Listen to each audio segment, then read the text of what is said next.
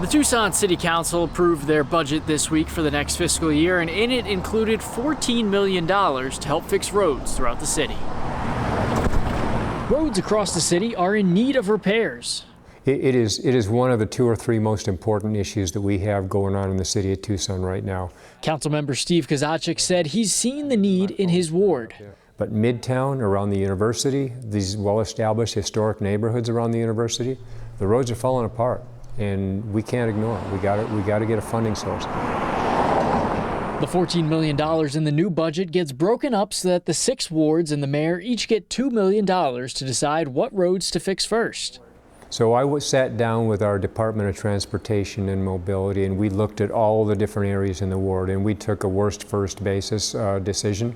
But $2 million when you're doing road reconstruction, that gets you about 1/4 of a square mile. So it's not going a long ways. Kozachik says every dollar counts, but the city is primarily relying on money from Prop 101, a voter-approved half-cent sales tax increase from 2017 to repair the majority of the roads in the city. As for which money goes where, it doesn't matter to the residents. They just want their roads fixed. Greg Bradbury, KGUN 9, on your side.